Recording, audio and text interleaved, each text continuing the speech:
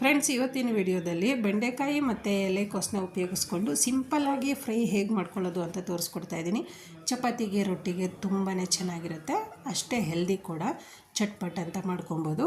ಇವತ್ತಿನ ವಿಡಿಯೋನ ಯಾರಾದರೂ ಫಸ್ಟ್ ಟೈಮ್ ನೋಡ್ತಾ ಇದ್ದರೆ, ಅಂದರೆ ನನ್ನ ಚಾನಲ್ಗೆ ಫಸ್ಟ್ ಟೈಮ್ ಜಾಯ್ನ್ ಆಗಿದರೆ ಸಬ್ಸ್ಕ್ರೈಬ್ ಮಾಡ್ಕೊಂಡು ನೋಡಿ. ಬನ್ನಿ ವಿಡಿಯೋ ಸ್ಟಾರ್ಟ್ ಮಾಡೋಣ. ಮೊದಲಿಗೆ ನಾನಿಲ್ಲಿ ಒಂದು ಬಾಣಲಿಗೆ ಸ್ವಲ್ಪ ಎಣ್ಣೆನ ಹಾಕ್ಕೊತಾ ಇದ್ದೀನಿ. ಸ್ವಲ್ಪ ಅಂದರೆ ಹೆಚ್ಚು ಕಮ್ಮಿ ಒಂದು 4 ಸ್ಪೂನ್ ಆದರೂ ಬೇಕಾಗುತ್ತೆ. ಏಕೆಂದರೆ ಎಣ್ಣೆನಲ್ಲೇ ಸ್ವಲ್ಪ ಫ್ರೈ ಆಗೋದ್ರಿಂದ ಎಣ್ಣೆ ಸ್ವಲ್ಪ ಹೆಚ್ಚಿಗೆ ತೊಗೊಬೇಕು.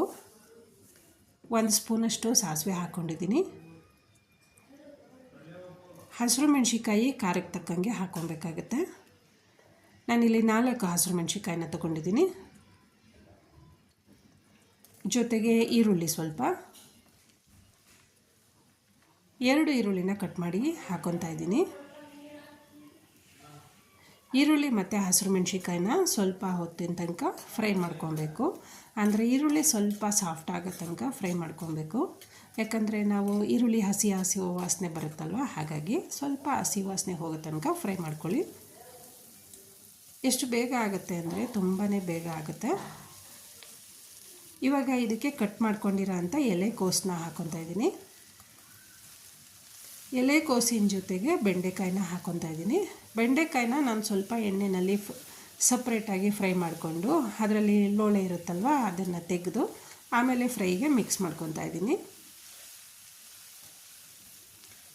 ಎಲೆಕೋಸು ಮತ್ತು ಬೆಂಡೆಕಾಯಿನ ಸುಮಾರು ಒಂದು 4 ನಿಮಿಷದ ತನಕ ಫ್ರೈ ಮಾಡ್ಕೊಬೇಕು. ನಾನಿಲ್ಲಿ ನೀರು ಏನೂ ಹಾಕ್ಕೊತಾ ಇಲ್ಲ, ಬೇಯೋದಕ್ಕೋಸ್ಕರ ಎಣ್ಣೆನಲ್ಲೇ ಪೂರ್ತಿ ಫ್ರೈ ಮಾಡ್ಕೊತಾ ಇದ್ದೀನಿ. ಎಣ್ಣೆನಲ್ಲೇ ಫ್ರೈ ಆಗಿರೋದ್ರಿಂದ ಬೆಂಡೆಕಾಯಿ ಮತ್ತು ಕೋಸು ತುಂಬಾ ರುಚಿ ಕೊಡುತ್ತೆ. ನೋಡಿ, ಹೆಚ್ಚು ಕಮ್ಮಿ ಒಂದು 5 ನಿಮಿಷ ತನಕ ನಾನು ಫ್ರೈ ಮಾಡ್ಕೊಂಡಿದ್ದೀನಿ. ಇವಾಗ ಇದಕ್ಕೆ ರುಚಿಗೆ ತಕ್ಕಷ್ಟು ಉಪ್ಪು ಹಾಕ್ಕೊಳ್ಳೋಣ. ಉಪ್ಪು ಹಾಕಿ ಮಿಕ್ಸ್ ಮಾಡ್ಕೊಬೇಕು. ನೀವು ಎಲೆಕೋಸು ಮತ್ತು ಬೆಂಡೆಕಾಯಿನ ರಾತ್ರಿನೇ ಹಚ್ಚಿ ಇಟ್ಕೊಂಡ್ಬಿಟ್ರೆ 5 ನಿಮಿಷದಲ್ಲಿ ಪಟ ಅಂತ ಫ್ರೈ ರೆಡಿ ಆಗಿಬಿಡುತ್ತೆ. ಚಪಾತಿನೂ ಅಷ್ಟೇ ಒತ್ತಿಟ್ಕೊಂಡ್ಬಿಟ್ರೆ ತಿಂಡಿಗಂತೂ 1/4 ಗಂಟೆ ಅಷ್ಟರಲ್ಲಿ ತಿಂಡಿ ರೆಡಿ ಆಗಿಬಿಡುತ್ತೆ. ಹಾಗಾಗಿ ತುಂಬಾ ಚೆನ್ನಾಗಿರುತ್ತೆ. ಹಾಗೆ ಸಿಂಪಲ್ ಕೂಡ, ದಿಢೀರಂತ ಮಾಡ್ಕೊಬೋದು. ಉಪ್ಪು ಹಾಕ್ಕೊಂಡು ನೀಟಾಗಿ ಎಲ್ಲ ಕಡೆ ಮಿಕ್ಸ್ ಮಾಡ್ಕೊಂಡಿದ್ದೀನಿ. ತುರಿದಿರೋಂಥ ಕಾಯಿ ತುರಿನ ಉದುರಿಸ್ಕೊಳ್ತಾ ಇದ್ದೀನಿ.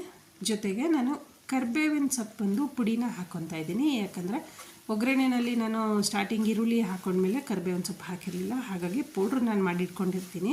ಹಾಗಾಗಿ ಕರಿಬೇವಿನ ಸೊಪ್ಪಿಂದು ಪುಡಿನ ಉದುರಿಸ್ಕೊಂಡಿದ್ದೀನಿ. ನೀವು ಕರಿಬೇವಿನ ಸೊಪ್ಪಿಂದು ಪುಡಿ ಇಲ್ಲ ಅಂದರೆ ಸ್ಟಾರ್ಟಿಂಗು ಈರುಳ್ಳಿ ಹಾಕ್ಕೊತೀರಲ್ವ, ಅದಾದಮೇಲೆ ಕರಿಬೇವಿನ ಸೊಪ್ಪು ಹಾಕ್ಕೊಬೋದು.